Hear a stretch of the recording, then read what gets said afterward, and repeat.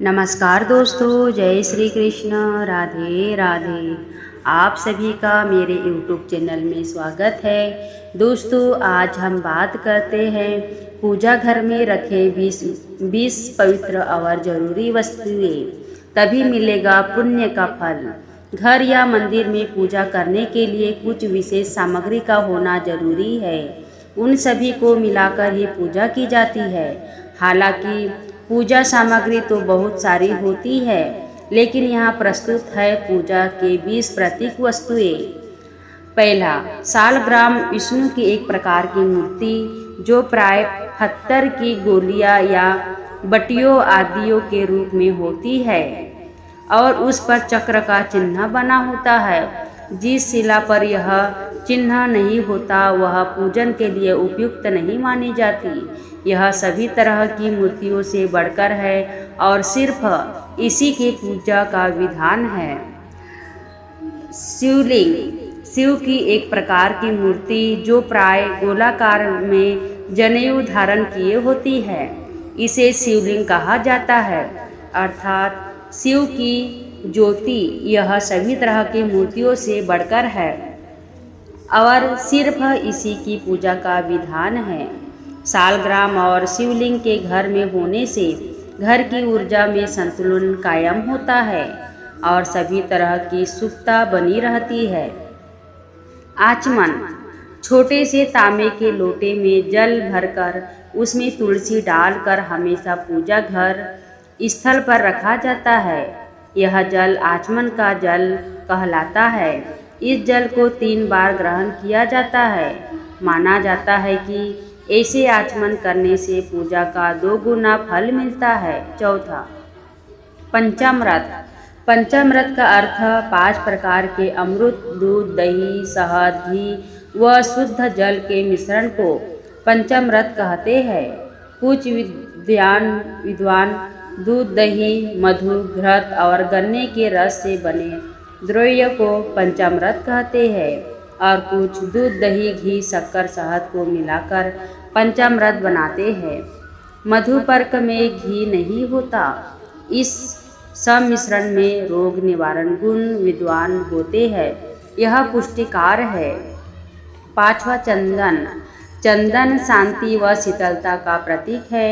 एक चंदन की बट्टी और सिली पूजा स्थल पर रहना चाहिए। चंदन की सुगंध से मन से नकारात्मक विचार समाप्त होते हैं। चंदन को सालग्राम और शिवलिंग पर लगाया जाता है। माथे पर चंदन लगाने से मस्तिष्क शांत भाव से रहता है। 6वां, अक्षत। अत्यंत श्रम से प्राप्त संपन्नता का प्रतीक है। चावल जिसे अक्षत कहा जाता है। अक्षत अर्पित करने का अर्थ यह है कि अपने वैभव का उपयोग अपने लिए नहीं बल्कि मानव की सेवा के लिए करें। 7वां, पुष्प। देवी या देवताओं की मूर्ति के समक्ष फूल अर्पित किए जाते हैं। यह सुंदरता का एहसास जगाने के लिए है। इसका अर्थ है कि हम भीतर और बाहर से सुंदर बने। 8वां, नैवेद्य। नैवेद्य में मिठास या मधुरता होती है। आपके जीवन में मिठास और मधुरता होना जरूरी है।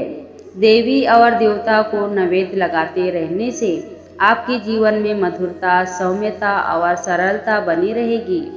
फल, मिठाई, मेवे और पंचामृत के साथ नैवेद्य चढ़ाया जाता है। 9वां, रोली। यह चूने की लाल भुकनी और हल्दी को मिलाकर बनाई जाती है। इसका एक नाम कुमकुम भी है। इसे रोज नहीं लगाया जाता। प्रत्येक पूजा में इसे चावल के साथ माथे पर लगाते हैं। इसे शुभ समझा जाता है। यह आरोग्य को धारण करता है। रक्तवर्णन साहस का भी प्रतीक है। रोली को माथे पर नीचे से ऊपर की ओर लगाना अपने गुणों को बढ़ाने की प्रेरणा देता है। 10वां, धूप। धूप सुगंध का विस्तार करती है और सुगंध से आपके मन और मस्तिष्क में सकारात्मक भाव और विचारों का जन्म होता है। इससे आपके मन और घर का वातावरण शुद्ध और सुगंधित बनता है। सुगंध का जीवन में बहुत महत्व है। धूप को अगरबत्ती नहीं कहते। घर में अगरबत्ती की जगह धूप जलाए। धूप जिसमें जलाते हैं उसका एक अलग से पात्र आता है। 11वां, दीपक। पारंपरिक दीपक मिट्टी का ही होता है। इसमें 5 तत्व है, मिट्टी, आकाश, जल, अग्नि और वायु। कहते हैं कि इन 5 तत्व से ही सृष्टि का निर्माण हुआ है। अतः प्रत्येक हिंदू अनुष्ठान में पंच तत्व की उपस्थिति अनिवार्य होती है। 12, गरुड़ घंटी। जिन स्थान पर घंटी बजने की आवाज़ नियमित आती है वहाँ का वातावरण हमेशा शुद्ध और पवित्र बना रहता है। इससे नकारात्मक शक्तियाँ हटती है और नकारात्मकता हटने से समृद्धि की द्वार खुलते हैं। घर के पूजा स्थान पर गरुड़ घंटी रखी जाती है। 13, शंख। जिस घर में शंख होता है वहाँ लक्ष्मी का वास होता है।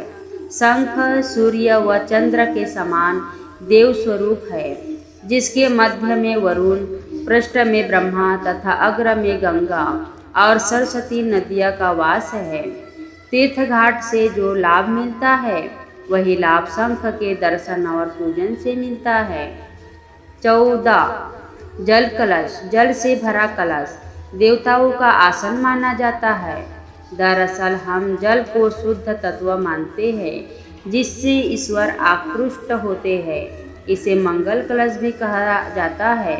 एक कांस्य या ताम्र कलश में जल भरकर उसमें कुछ आम के पत्ते डालकर उससे मुख पर नारियल रखा होता है।